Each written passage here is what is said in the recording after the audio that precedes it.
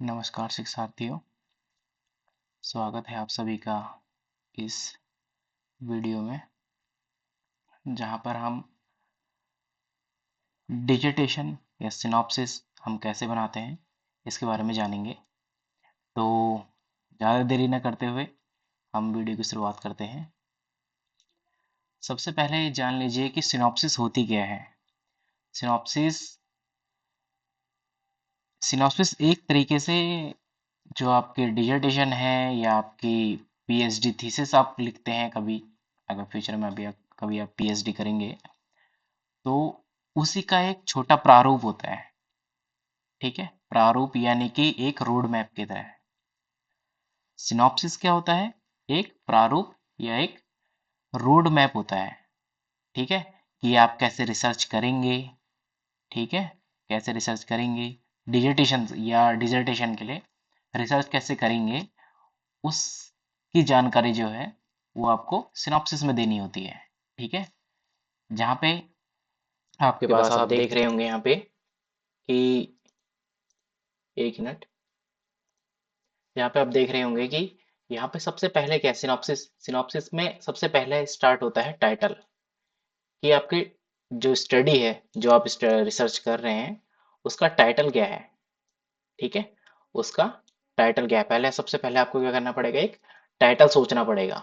ठीक है, एक टाइटल सोचेंगे आप पहले कि मुझे किस टॉपिक पे रिसर्च करनी है। वो टॉपिक कुछ भी हो सकता है, जैसे आप इकोनॉमिक्स के छात्र हैं या कोई इंग्लिश का छात्र इसे देख रहा है या कोई हिस्ट्री का छात्र इसे देख रहा है, तो वो सबसे पहले क्या करेगा, अपने हिस्ट्री या अपने इकोनॉमिक्स या अपने इंग्लिश या कोई भी सब्जेक्ट जो उसका है, उससे रिलेटेड जो उसका इंटरेस्ट है, उससे रिलेटेड कोई टॉपिक देखेगा।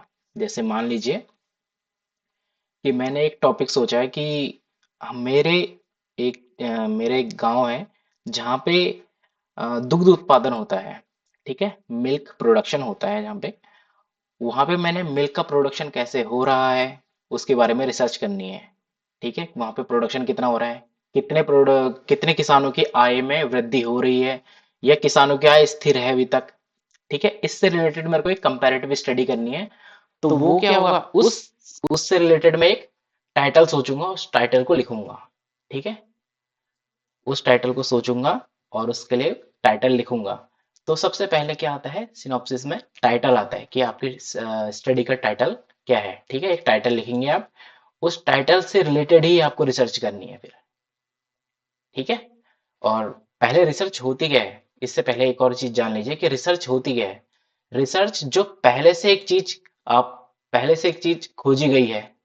ठीक है, सर्च का मतलब तो आपको पता ही होता है, खोजना।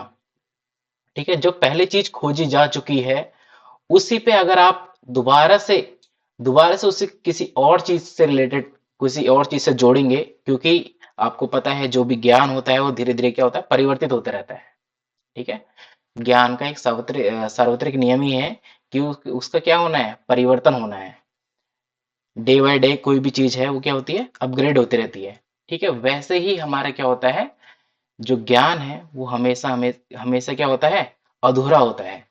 ठीक है, कोई भी चीज क्या होगी, कोई भी रिसर्च होती है वो हमेशा क्या होती है, एक क्वेश्चन पे आके खत्म होती है। ठीक है, ये बहुत आ, गहरी समझने वाली बात है कि कोई भी रिसर्च आप करेंगे वो एक न एक क्वेश्चन पे जाके रुकेगी। ठीक है, जैसे कोई टॉपिक है, मान लीजिए कोई टॉपिक है, उसने किसी पे रिसर्च करी है, इस टॉपिक पे उसने रिसर्च करी है, तो वो क्या है, एक अगले वाले किसी और आगे जाके एक समय में किसी और के लिए वो क्या कहलाएगा, एक क्वेश्चन कहलाएगा। ठीक है, ये क्या कहलाएगा, एक प्रश्न होगा एक। ठीक है, यानी कि जो रिसर्च होती है वो किसी एक टॉपिक का जो सर्च हो चुका है उसी की दोबारा खोज होती है। किसके लिए, एक टाइम पर किसी भी टाइम, स्पेसिफिक टाइम पे। ठीक है, वो क्या होती है, रिसर्च होती है। अब आगे इस पे और चीजों को देखेंगे, एक सेकेंड। ठीक है, अच्छा, और आगे है, इसके बाद आपको क्या लिखना है, एब्स्ट्रैक्ट लिखना है। एब्स्ट्रैक्ट क्या होता है, जो भी आपने रिसर्च सिनॉप्सिस बनाई है, ठीक है, उसकी एक छोटी सी समरी आपको देनी होती है। ठीक है, एक छोटी सी समरी कि आपने क्या क्या लिखा है उस पे, क्या क्या आपके ऑब्जेक्टिव थे, क्या क्या आपने किया है, रिसर्च मेथोडोलॉजी क्या थी आपकी, आपके ऑब्जेक्टिव क्या थे, आपने क्या क्या उसका कंक्लूजन निकाला है, वो क्या आपने कंक्लूजन सोचा है उसका, वो सब लिखना होता है एक एब्स्ट्रैक्ट में। ठीक है, एक एब्स्ट्रैक्ट में। इसका हिंदी वर्जन भी आगे आगे है, वो अभी दिखाया जाएगा आपको। ठीक है, अभी इसको समझ लीजिए। एब्स्ट्रैक्ट क्या होता है? किसी जो आपकी सिनॉप्सिस बनेगी उसका क्या होता है, एक समरी होती है। ठीक है, उस समरी को आपको नहीं भी तो 250 से 350, 250 से 300 मान लीजिए, 250 से 300 वर्ड में आपको लिखना होता है उसे। ठीक है, 250 से 300 वर्ड में आपको लिखना होता है। अगला टॉपिक, अगला पॉइंट क्या है? ठीक है, ये अभी हम सिर्फ सिनॉप्सिस के बारे में बात कर रहे हैं, इसके बाद आपको डिसर्टेशन के बारे में बताया जाएगा। ठीक है, अगला पॉइंट आता है यहाँ पे। अगला पॉइंट क्या बनाएंगे हम? इंट्रोडक्शन। ठीक है, अगला पॉइंट क्या बनाएंगे हम? इंट्रोडक्शन। इंट्रोडक्शन में क्या लिखते हैं हम? जो भी हमारे रिसर्च क्वेश्चंस जो होते हैं हमारे, कि हमने क्या सोचा है उसके बारे में। ठीक है, क्वेश्चन से रिलेटेड जितनी भी अभी तक नॉलेज है हमारे पास, वो सारी की सारी इंट्रोडक्शन में देनी होती है। ठीक है, आइडेंटिफाई करनी होती है वहां पे। ठीक है, जितने भी जितने भी आपके रिसर्च क्वेश्चंस हैं उनको आइडेंटिफाई करना होगा, डिस्क्राइब करना होगा अपने लैंग्वेज पे। ठीक है, कि आपने क्या क्या देखा है, क्या क्या सोचा है उसके बारे में, वो आपको इंट्रोडक्शन देना पड़ता है। ये बेसिकली ये एक तरीके से जो भी आपने टाइटल लिखा है उसके बारे में पूरा इंट्रो देना होता है। जो भी आपने ये टाइटल लिखा है उसके बारे में पूरा इंट्रो देना होता है कि इस पे क्या क्या हो चुका है। ठीक है, क्या क्या इस पे आपने सोचा है, इसका पूरा इंट्रो आप क्या किस में, जो ये टाइटल है इसका पूरा इंट्रोडक्शन आप किस में देंगे? इस इंट्रोडक्शन में देंगे। ठीक है, यानी कि पहले पॉइंट पे आपने क्या बनाना है? टाइटल बनाना है। दूसरे पॉइंट पे क्या बनाना है? एब्स्ट्रैक्ट बनाना है। तीसरे तीसरा चैप्टर आपको कौन सा बनाना है? सॉरी, तीसरा चैप्टर आपको, ये जो पॉइंट 1 2 3 लिखा रहा हूँ ये क्या है? चैप्टर है। First chapter, second chapter, third chapter. तीसरे चैप्टर में आपको क्या बनाना है? इंट्रोडक्शन बनाना है। अब इसके बाद आता है चौथा चैप्टर, यानी कि फोर्थ चैप्टर। फोर्थ चैप्टर में आपको क्या करना है? लिटरेचर रिव्यू देखना है कि जो भी आपने, अभी मैंने टॉपिक का नाम बताया था आपको, जैसे मिल्क प्रोडक्शन है, कि मिल्क प्रोडक्शन में कितनी रिसर्च हो चुकी है, उसके लिटरेचर कैसे हैं, लिटरेचर यानी कि उनके साहित्य क्या क्या हैं, उनको सबको रिव्यू करना है आपको, कि कैसे कैसे रिसर्च हो चुकी है। और इस बात का हमेशा ध्यान देंगे कि किसी की रिसर्च को कॉपी पेस्ट नहीं करना है यहाँ पे। अगर कॉपी पेस्ट करते हैं आप तो यहाँ पे आपको ब्लैक का खतरा आएगा। ठीक है, एक साहित्यिक चोरी का खतरा आएगा जो आपको यहाँ पे कराई जाएगी। ठीक है, अब जब आप अपना डिसर्टेशन या सिनॉप्सिस जमा करेंगे तो उसका एक प्लेगरिज्म चेक होता है यहाँ पे। ठीक है, आपकी इसी यूनिवर्सिटी में होगा, जो आपसे सॉफ्ट कॉपी भी मांगी गई होगी, उस सॉफ्ट कॉपी का प्लेगरिज्म चेक होगा। अगर प्लेगरिज्म पाया जाता है, 10% से ज्यादा आपका प्लेगरिज्म पाया जाता है, तो आपका जो जो भी आपने काम किया है उसको रिजेक्ट कर दिया जाएगा। ठीक है, वो यूनिवर्सिटी एक्सेप्ट नहीं करेगी आपका डिसर्टेशन। ठीक है, तो इस चीज का ध्यान रखिएगा कि आपको एआई का इस्तेमाल नहीं करना है। ठीक है, और किसी भी, ऐसा नहीं कि मैं बहुत होशियार हूँ और मेरे को कोई ये पहचान नहीं पाएगा, तो इसका प्लेगरिज्म चेक होता है बेटा। ठीक है, इसका क्या होता है? प्लेगरिज्म चेक होता है। तो आपको एआई भी पकड़ाया जाएगा, आपका एआई भी पकड़ाया जाता है और प्लेगरिज्म भी पकड़ाया जाएगा। तो यानी कि एआई और प्लेगरिज्म से बचकर आपको अपनी सिनॉप्सिस बनानी है, अपना डिसर्टेशन बनाना है। ठीक है, अगला पॉइंट, अगला पॉइंट देखिएगा। अगला पॉइंट है आपका ऑब्जेक्टिव्स, कि इसके ऑब्जेक्टिव्स क्या क्या हैं। आपने जो भी अपनी स्टडी, जो भी अपने टाइटल सोचा है, जो भी आपने रिसर्च क्वेश्चन सोचा है, उसका थॉट आपके पास कैसा आया। ठीक है, उसका उसको निकालने के लिए आपके पास जो भी आपके पास आपके दिमाग में जो भी आया है वो कैसे आया, उसके बारे में बताना, कि तुम क्या चाहते हो, तुम्हारा उद्देश्य क्या है उस चीज को करने के लिए, उसको आपको इस ऑब्जेक्टिव पे लिखना होता है। ठीक है, यानी कि फर्स्ट में टाइटल, सेकंड में एब्स्ट्रैक्ट, थर्ड में इंट्रोडक्शन, फोर्थ में लिटरेचर रिव्यू और फिफ्थ में ऑब्जेक्टिव्स। उसमें क्या क्या ऑब्जेक्टिव्स आपने दिमाग में सोचा है उसको लिखना होता है। ठीक है, उसको सारे ऑब्जेक्टिव को एक एक करके एक्सप्लेन करना होता है कि आपने क्या क्या सोचा है इसके बारे में। ठीक है। और अगला पॉइंट आता है हाइपोथेसिस का, यानी कि परिकल्पनाएं। जो भी आप हाइपोथेसिस बना रहे हैं, जो आपने सोचा है, जैसे मान लीजिए कि दूध दूध उत्पादन से किसानों की आय बढ़ती है, किसानों की आय बढ़ रही है, ये बोला आपने। तो उस ये क्या होगी, एक आपकी हाइपोथेसिस होगी कि आपने सोचा है, कि एक परिकल्पना की है आपने। तो जब आप इसके लिए डाटा इकट्ठा करेंगे, ठीक है, आपने, क्योंकि एक एक करके आपको डाटा इकट्ठा करने किसानों के पास जाना पड़ेगा। ठीक है, ये सिर्फ अब ऐसा नहीं कि एक मैंने टॉपिक बोल दिया कि दुग्ध उत्पादन से रिलेटेड कर लीजिए, तो ऐसा नहीं कि सबके सब बच्चे वही कर रहे हैं। सबके टॉपिक अलग अलग होने चाहिए। ठीक है, सबके टॉपिक अलग अलग होने चाहिए, एक दूसरे से मेल नहीं खाना चाहिए। अगर मेल खाता है तो आपका दोनों, जो भी दो का मेल खा गया तो उनका रिसर्च या डिसर्टेशन आपका कैंसिल समझा जाएगा। ठीक है, उसको कैंसिल कर दिया जाएगा। तो जो भी आपकी हाइपोथेसिस है, ठीक है, जो भी आपने अपनी हाइपोथेसिस सोची है कि उससे किसानों की आय बढ़ रही है, चाहे वो पॉजिटिव हो या नेगेटिव हो। जैसे आपने ऐसा लिख दिया कि किसानों की आय नहीं बढ़ रही है, नहीं बढ़ रही है उससे किसानों की आय, यानी किसानों की इनकम नहीं बढ़ रही है, तो आपको जो भी आपने डाटा इकट्ठा किया है उसको चेक करना है कि उनकी आय बढ़ी है, दूध उत्पादन से ज्यादा, दूध उत्पादन से बढ़ी है या कम हुई है। ठीक है, वो आपके अलग अलग अलग अलग डाटा के बेस पे निकाला जा सकता है। ठीक है, वो भी जब आप रिसर्च करेंगे, जो भी आप क्वेश्चन डाटा को इकट्ठा करेंगे, उससे आपको पता चलेगा कि आपके जो हाइपोथेसिस है वो ट्रू है या फॉल्स है। या तो ये हाइपोथेसिस आपकी ट्रू होगी, या तो ये फॉल्स होगी। ठीक है, या तो ट्रू होगी या फॉल्स होगी, जो भी आप हाइपोथेसिस बनाएंगे। फिर उसके बाद आता है रिसर्च मेथोडोलॉजी और मेथड्स। जो भी आप अपने उसमें, जो भी आप अपने डिजर्टेशन में मेथड्स को अपनाना चाहते हैं, उन सब के बारे में आपको यहाँ पे कंप्लीट नॉलेज देनी पड़ेगी। देखो लिखा है ना यहाँ पे, explain the methods you will use to complete your study. ठीक है, वो आपको क्या करना पड़ेगा, सारे के सारे मेथड जो भी आप यूज करने वाले हैं, कि आप डाटा कैसे कलेक्ट करेंगे, उसमें कौन कौन से प्रयोग करेंगे। ठीक है, उन सब को अपने इस रिसर्च मेथोडोलॉजी और मेथड्स में लिखना होगा। ठीक है, फिर उसके बाद नेक्स्ट पॉइंट आता है रेफरेंसेस का, कि आपने रेफरेंस के लिए कौन कौन सी बुकें पढ़ी हैं, कहाँ कहाँ से आपने इस टॉपिक के बारे में सर्च किया है।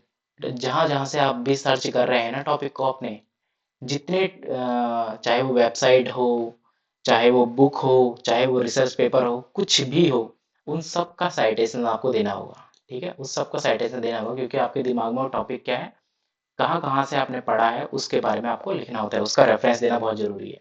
अगर आप रेफरेंस नहीं देते हैं उसका, तो आपको प्लेगरिज्म का खतरा आ जाता है। ठीक है, आपको प्लेगरिज्म का खतरा आ जाएगा। तो सिनॉप्सिस से रिलेटेड चीजें ये हैं। सिनॉप्सिस क्या होती है, अब आपको समझ में आ गया होगा। उम्मीद करता हूँ ये बात समझ में आ गई होगी कि सिनॉप्सिस क्या होती है। सिनॉप्सिस क्या होती है, यह डिजिटेशन का एक रोड मैप होता है। रोड मैप यानी कि मुझे इस पथ पे चलना है, मान लीजिए इस पथ पे चलना है, तो आपने उसकी डायरेक्शन दे दी उसे। ठीक है, ये क्या तरीके से एक डायरेक्शन है कि आपने क्या क्या करना है उस टाइम पे। ठीक है, डिजिटेशन में क्या क्या करना है, आपने इंट्रोडक्शन दे दिया, उसका लिटरेचर रिव्यू दे दिया, ऑब्जेक्टिव दे दिए, हाइपोथेसिस दे दी उसकी, हाइपोथेसिस आपने क्या क्या सोची है, मेथोडोलॉजी दे दी आपने कि मेथड्स कौन कौन से यूज करेंगे आप, और रेफरेंस दे देंगे। तो ये सिनॉप्सिस आपको 8 से 10 पेजों के अंदर बनानी होती है। ठीक है, 8 से 10 पेज, 8 से 10 पेज की आप सिनॉप्सिस को बनाएंगे। सिनॉप्सिस को बनाकर आप इसकी पीडीएफ, ठीक है, इसकी पीडीएफ आपको भेजनी होगी। जहां आपको आपकी मेल आईडी पे आपको मेल भेज दी जाएगी।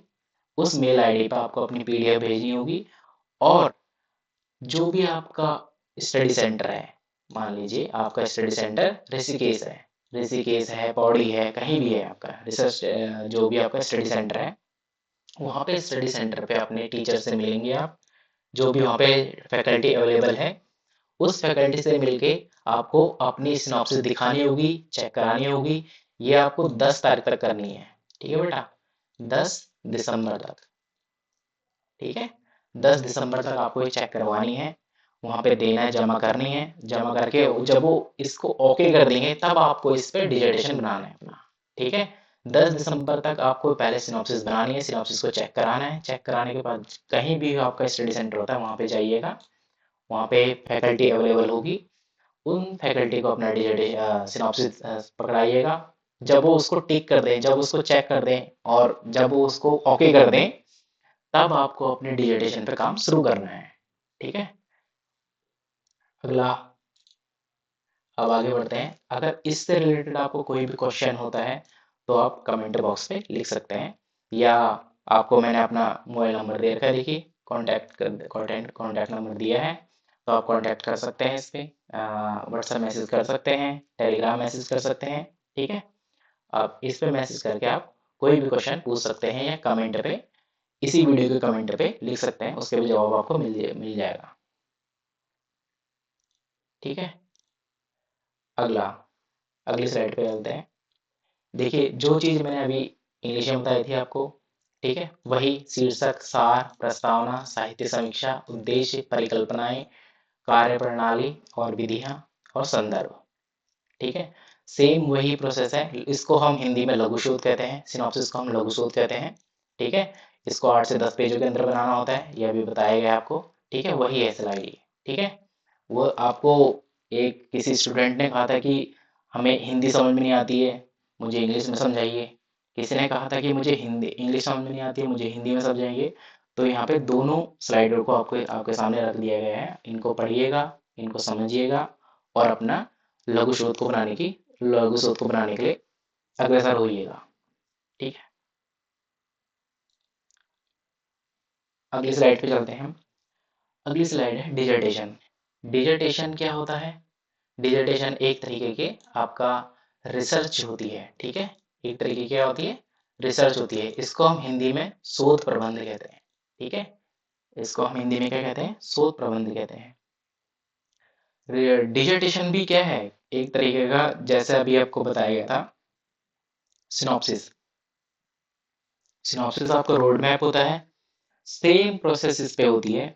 जो भी आपने उस प्रोसेस बताई गई है, देखिए, जो भी इस पे प्रोसेस बताई गई थी, एब्स्ट्रैक्ट, एब्स्ट्रैक्ट तो इससे हट जाएगा। तो आपका इंट्रोडक्शन से स्टार्ट होगी, वहाँ पे देखो इंट्रोडक्शन होगा, लिटरेचर रिव्यू होगा, ऑब्जेक्टिव्स आपके इंट्रोडक्शन के अंदर ही आ जाते हैं, उस पर देखिएगा। और हाइपोथेसिस होगी आपकी, रिसर्च मेथोडोलॉजी होगी उसमें, और डिस्कशन एंड कंक्लूजन होगा, क्योंकि वहाँ पे आपने रिसर्च कर ली है। ठीक है, यहाँ पे आप क्या दे रहे हैं? रोड मैप दे रहे हैं, यहाँ पे आप रिसर्च कर रहे हैं। ठीक है, डिजर्टेशन में आप रिसर्च कर रहे हैं, वहाँ पे आपका रोड मैप था। फर्क समझिएगा इस चीज का, कि सिनॉप्सिस एक सिर्फ रोड मैप है, कि आपको बताएगा हो कि हमें करना क्या है। ठीक है, डिजर्टेशन आप ये बताएंगे, डिजर्टेशन में आप, कि आपने डाटा कलेक्ट किया, रिसर्च मेथोडोलॉजी लगाई उस पे, उसको निकाल के आपने डिस्कशन किया है और कंक्लूजन निकाला है, यानी कि आपने रिजल्ट निकाले हैं। ठीक है, जितना भी आपने डाटा लिया है उसको इंटरप्रेट किया है और उसका रिजल्ट निकाला है। ओके, देखिए, डिजर्टेशन में क्या क्या आएगा? पहला पहला चैप्टर आपका बनेगा इंट्रोडक्शन का।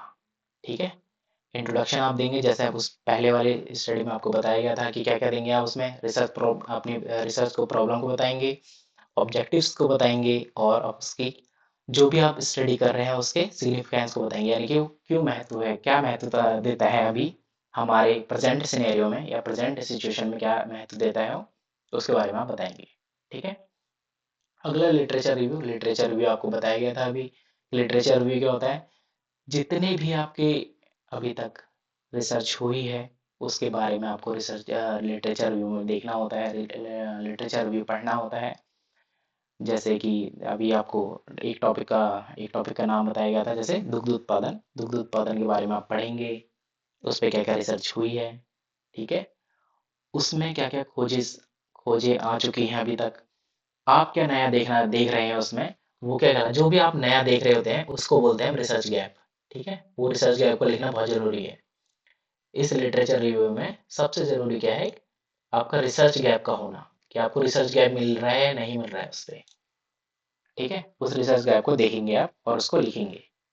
ठीक है, फिर अगला चैप्टर आपका, तीसरा चैप्टर आपका बनेगा डाटा कलेक्शन का और मेथोडोलॉजी का। ठीक है, आपने डाटा कैसे कलेक्ट किया, प्राइमरी डाटा आपने लिया है या सेकेंडरी डाटा लिया है। प्राइमरी सेकेंडरी डाटा ये आपको अगली वीडियो में अगर आपके समझ में नहीं आएगा कि प्राइमरी डाटा क्या होता है और सेकेंडरी डाटा क्या होता है, तो प्राइमरी डाटा हम उसे दो प्रकार के डाटा होते हैं। एक प्राइमरी डाटा होता है, एक सेकेंडरी डाटा होता है। ठीक है, प्राइमरी डाटा जो पहला प्राथमिक डाटा जिसको प्राथमिक सामंक जिसे कहते हैं हम, जब हम पर्सनल इंटरव्यू करके पर्सनल क्वेश्चनायर बनाकर हम लोगों से पूछते हैं, आप डायरेक्ट जाकर लोगों से पूछ रहे हैं कि आपके घर में कितनी भैंसें हैं या कितनी गायें हैं, वो कितना दूध देती हैं, तो ये क्या कहलाएगा आपका, ये आपका प्राथमिक समंक कहलाएगा। यानी कि क्योंकि जब आप सापेक्ष तौर पे यानी कि डायरेक्ट इंटरव्यू ले रहे हैं, कहीं कभी भी कोई भी चीज डायरेक्ट होती है, अब डायरेक्ट इंटरव्यू लेते हैं तो उसको हमेशा प्राथमिक समंक या प्राइमरी डाटा कहते हैं। ठीक है, आपके दो प्रकार के डाटा होते थे, पहला बता दिया आपको प्राइमरी डाटा क्या होता है। सेकेंडरी डाटा वह डाटा होता है जो पहले से ही पब्लिश्ड होता है। इसको हमेशा याद रखिएगा, जो पहले से ही पब्लिश्ड है, चाहे वो बुक है, न्यूज़पेपर है, आपके रिसर्च पेपर है, जो भी आपके छप चुका है पहले, ठीक है, जो पब्लिश हो चुका है पहले, वो सभी डाटा क्या कहलाते हैं, आपके सेकेंडरी डाटा कहलाते हैं, जिस पे किसी ने पहले काम कर चुके हैं। जो पहले काम हो चुका है उसको हम सेकेंडरी डाटा कहते हैं। ठीक है, जो आप डायरेक्टली यूज कर रहे हैं, जो डायरेक्ट आप इकट्ठा कर रहे हैं, उसको प्राथमिक डाटा। जो आपको मिल गया है किसी वेबसाइट से, किसी रिसर्च पेपर से या किसी के जैसे गवर्नमेंट के साइट से कुछ भी मिल गया है जो पब्लिश हो चुका है, उसको हम क्या कहते हैं, सेकेंडरी डाटा कहते हैं। जब इन दोनों को डाटा को आप इकट्ठा कर लेते हैं, इन दोनों में से जैसे आप कोई भी डाटा का मेथड यूज कर सकते हैं दोनों में से, या दोनों यूज कर रहे हैं, तो उन डाटा को कलेक्शन करना है।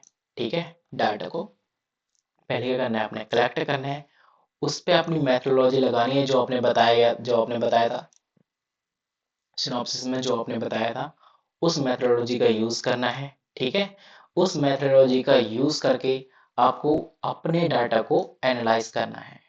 ठीक है, उस डाटा को क्या करना है, एनालिसिस करना है। ठीक है, एनालिसिस करना है। देखिए लास्ट में क्या करना होता है, उसको जितनी भी आपने इंफॉर्मेशन ले ली, जो डाटा है होती है, वो क्या हुआ, एक तरीके का इंफॉर्मेशन है, तो आपको क्या करना है, उस इंफॉर्मेशन को एनालाइज करना है कि जो मैं निकालना चाहता हूँ, या जो भी मेरे पास ये डाटा आया है, क्या यह डाटा जो मैं रिसर्च कर रहा हूँ उससे रिलेटेड है नहीं है, उसको देखना है और उसको एनालाइज करना है। ठीक है, ये काम किस पे होता है, इस थर्ड वाली चैप्टर में होगा। ठीक है, ये थर्ड वाले चैप्टर पे डाटा कलेक्शन और रिसर्च मेथोडोलॉजी का काम होगा। ठीक है, इस रिसर्च मेथोडोलॉजी का काम होगा। अगला चैप्टर आएगा आपका अगला चैप्टर आएगा आपका डिस्कशन एंड कंक्लूजन का। ठीक है, अब डिस्कशन और कंक्लूजन में क्या लिखना है आपको, डिस्कशन और कंक्लूजन में लिखना है आपको अपना जो भी आपने ये डाटा कलेक्शन किया, मेथोडोलॉजी की, इसको आपने डिस्कशन के तौर पे देना है। ठीक है, जैसे आप किसी इंसान से बात करते हैं, डिस्कस करते हैं ना, वैसे ही एक डिस्कशन के तौर पे यहाँ पे लिखना है कि आपने कैसे कैसे यूज किया, कैसे कैसे मेथोडोलॉजी का यूज करके एनालाइज किया डाटा को, वो सारा क्या करना है यहाँ पे डिस्कशन में देना है। ठीक है, उस डिस्कशन के बाद आपको कंक्लूजन लिखना है अपना, कि क्या आपने निष्कर्ष निकाला इसका। ठीक है, इस जो भी आपने पूरे डिजिटेशन बनाया है, इसका कंक्लूजन क्या निकला है। ठीक है, इसका कंक्लूजन क्या निकला है वो आपको यहाँ बताना है, इस वाले पॉइंट पे बताना होगा। ठीक है, ये एक ही चैप्टर बनेगा, ये पहला चैप्टर है, ये दूसरा है, ये तीसरा है, ये चौथा है और ये पांचवा। ठीक है, डिस्कशन एंड कंक्लूजन में क्या करना था आपको, जितना भी आपने रिसर्च करी है, ठीक है, जो भी आपका निष्कर्ष निकला है, वो सबको क्या करना है, आपको कंक्लूड करना है, उसे उसको लिख देना है यहाँ पे। ठीक है, कि मैंने जो हमारे दुग्ध उत्पादन से, जो अभी मैंने टॉपिक बताया था, उस दुग्ध उत्पादन से किसानों की आय बढ़ रही है और उनका उनका वेलफेयर बढ़ रहा है, ये चीज़ें आपको लिखनी होंगी। ठीक है, वो सारी चीज़ें आपको यहाँ पे लिखेंगे। ठीक है, और अगला आता है फिफ्थ चैप्टर आता है आपका रिकमेंडेशंस। ठीक है, रिकमेंडेशन में आपको क्या करना है, जो भी आप फ्यूचर, जो भी आपके ये टॉपिक है, इस पे जो कोई भी आगे जाके कोई रिसर्च करना चाहे, कोई भी इस पे डिजर्टेशन बनाना चाहे, वो क्या करेगा, उसके लिए आपको कुछ ना कुछ देना होगा। क्या क्या रिकमेंडेशन आपको देनी होगी। अगर कुछ आप भूल जाते हैं कि मैंने ये इसको लेना भूल गया, मान लीजिए कोई भी एक टॉपिक है, कोई भी एक टॉपिक को कोई भी पूरा नहीं कर पाता है उसे, ठीक है, कोई भी उसे पूरा नहीं कर पाता है, तो आपने कोई ना कोई पर्सपेक्टिव छोड़ दिया होगा उसका, ठीक है। अगर वो आपको ध्यान आ जाता है, तो फ्यूचर में कोई भी उस पर रिसर्च करे, उसके लिए उसको रिकमेंडेशन दे देंगे यहाँ पे, ठीक है, रिकमेंडेशन देंगे आप यहाँ पे। और सरकार इसके लिए क्या क्या कदम उठा सकती है, जैसे सरकार से सरकार को भी रिकमेंडेशन दे सकते हैं कि आपको दूध उत्पादन के लिए सब्सिडी ज़्यादा देनी चाहिए, अनुदान ज़्यादा देना चाहिए, और क्या किसानों के लाभ के लिए आपको उनके जो एमएसपी है उसको बढ़ाना चाहिए। इन चीज़ों के बारे में आप बता सकते हैं वहाँ पे, ठीक है, रिकमेंडेशन दे सकते हैं, ठीक है। यहाँ पे ये रिकमेंडेशन चैप्टर खत्म हो जाएगा। ओके, फिर इसके बाद नेक्स्ट टॉपिक आएगा आपका, ये देखो हिंदी में शोध प्रबंध कहते हैं इसे, ठीक है, इसी के कहते हैं शोध प्रबंध। जो डिजिटेशन था, डिजिटेशन को हिंदी में शोध प्रबंध कहते हैं। शोध प्रबंध को यहाँ पे इनके नाम पढ़ लीजिएगा। जो इंट्रोडक्शन है उसको परिचय, साहित्य समीक्षा, आंकड़ा संग्रहण, इनको पढ़ लीजिएगा, ठीक है, ये हिंदी वालों के लिए है। आगे आगे बढ़ते हैं।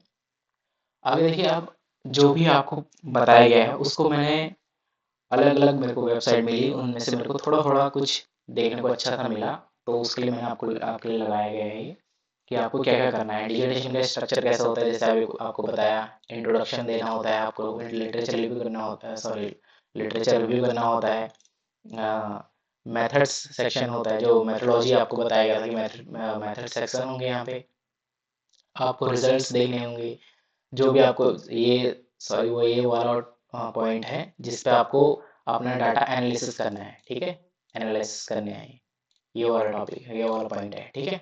इसके बाद आपका डिस्कशन होगा, डिस्कशन के बाद आपका डिजिटेशन का कंक्लूजन आ जाएगा, ठीक है, सेम प्रोसेस हर किसी साइट में आपको यही मिलेगा। देखो, टेबल ऑफ कंटेंट भी मिला था मेरे को एक वेबसाइट पे, ये रही वेबसाइट, इस पे मेरे को एक टेबल ऑफ कंटेंट मेरे को अच्छा लगा था। इस पे आप देख सकते हैं कि पहला आपको जो सिनॉप्सिस है, सिनॉप्सिस कैसे बनानी है, जैसे टाइटल लिखना है उसका एब्स्ट्रैक्ट लिखना है, इंट्रोडक्शन लिखना है उसका, लिटरेचर रिव्यू लिखना है उसका, ऑब्जेक्टिव लिखना है, हाइपोथेसिस लिखनी है, उसकी मेथड्स लिखने हैं, और रेफरल लास्ट में क्या करना है, उसका रेफरेंस लिख देना है। ओके, देखिए, इस पे मेरे को छोटे छोटे टॉपिक और मिले थे, जैसे इंट्रोडक्शन कैसे लिखते हैं हम। इंट्रोडक्शन के लिए आपको बहुत, मतलब इसमें ये तो बहुत छोटा इंट्रोडक्शन लिखा गया है, लेकिन इस तरीके से ही लिखा जाएगा इंट्रोडक्शन, ऐसा बताया गया है इस पे, ठीक है। इंट्रोडक्शन लिखेंगे, इंट्रोडक्शन में किसी टॉपिक को आप इंट्रोड्यूस करेंगे कि वो कैसे था, पहले कैसे क्या चलता था, यानी कि प्रीवियस उसमें कैसी शोध हो चुकी है, उन चीज़ों पे आप डिस्कस करेंगे, और अपनी रिसर्च प्रॉब्लम को इस पर लिखेंगे। देखिए, लिखा है ना यहाँ पे, ऑब्जेक्टिव ऑफ द रिसर्च, ठीक है, ये आपको लिखना होगा। ओके, ये आपकी क्या हो जाएगा, इंट्रोडक्शन हो जाएगा। इंट्रोडक्शन के बाद क्या आएगा आपका, लिटरेचर रिव्यू, कि उस पर कौन कौन सी रिसर्च चल रही है या हो चुकी है, ठीक है, सॉरी सॉरी, ठीक है, आप क्या क्या रिसर्च चल रही है या क्या क्या रिसर्च हो चुके हैं, उसके बारे में आपको लिटरेचर रिव्यू में लिखना होता है। ओके, आगे, अब आपको क्या देखना है, उसके बाद क्या देखना है, ऑब्जेक्टिव। ऑब्जेक्टिव आप क्या क्या क्या आपका पर्पस क्या है इस स्टडी को करने का, वो आपका पर्पस लिखना होगा आपको, ठीक है। नेक्स्ट, हाइपोथेसिस, जो आपको बताया गया था कि हाइपोथेसिस कैसे बनानी है, आपको हाइपोथेसिस आपकी क्या क्या है उसको लिखना होता है, अच्छे से डिफाइन करना होता है हाइपोथेसिस आपकी क्या है, ठीक है। जैसे किसान की आय बढ़ रही है, किसान की आय घट रही है, या किसान का वेलफेयर बढ़ रहा है, या किसानों का ऋण ज़्यादा बढ़ रहा है, इससे हर चीज़ के बारे में आपको डिफाइन करना होगा अच्छे से, ठीक है। आप कोई सा भी टॉपिक ले सकते हैं, इसको याद रखिएगा हमेशा, ठीक है। ये देखिएगा, मैंने अपना एक, जो मेरा पीएचडी का एक टॉपिक था, ठीक है, डिजिटेशन था, उसका एक स्क्रीनशॉट लगाया गया है मेरे द्वारा। तो ये एक डिजिटेशन है, ये पीएचडी में इसे हम एक तरीके से सिनॉप्सिस मांगते हैं, क्योंकि एक तरीके का रोड मैप है, ठीक है, ये एक तरीके का रोड मैप है। इससे क्या होगा, आपको चैप्टराइजेशन करने का चैप्टराइजेशन करना ज़रा आसान हो जाएगा। देखिए पहले मैंने क्या करा था, पहले हमने क्या किया, इंट्रोडक्शन किया था। ठीक है, इंट्रोडक्शन लिखा मैंने, उसके बाद मैंने रिव्यू ऑफ लिटरेचर लिखा, यानी कि लिटरेचर रिव्यू है ये। ठीक है, उसके बाद मैंने क्या करा, रिसर्च मेथोडोलॉजी की है, फिर उसके बाद क्या किया गया है, डाटा एनालिसिस एंड इंटरप्रिटेशन किया गया है। उसके बाद क्या किया गया है, डिस्कशन एंड कंक्लूजन। ये आपके काम का नहीं है, इसको हटा दीजिएगा क्योंकि ये पीएचडी से रिलेटेड है, तो इसके लिए प्लान ऑफ वर्क देना होता है, इसको छोड़ दीजिएगा। ठीक है, और लास्ट में आपका क्या आएगा, रेफरेंसेस आ जाएंगे। ठीक है, सारे के सारे क्या आ जाएंगे, रेफरेंसेस आ जाएंगे आपके। ठीक है, अगर इस वीडियो से रिलेटेड आपको कोई भी डाउट होता है तो आप कमेंट में पूछ लीजिएगा। ठीक है, कोई भी डाउट आपको होता है तो आप कमेंट में पूछ सकते हैं, कांटेक्ट में पूछ सकते हैं, कॉल करके नहीं, मतलब ये व्हाट्सएप मैसेज कर दीजिएगा तो आपको सारी जानकारी दे दी जाएगी, या आप टेलीग्राम पे भी मैसेज कर सकते हैं। ठीक है, टेलीग्राम पे भी ये नंबर है, टेलीग्राम में ग्रुप में अगर आप जुड़े हैं उधर ग्रुप में जुड़ जाइएगा, और इस चैनल को सब्सक्राइब कर लीजिएगा क्योंकि आगे आपको इससे रिलेटेड और भी इंफॉर्मेशन मिलती रहेगी। ठीक है, धन्यवाद।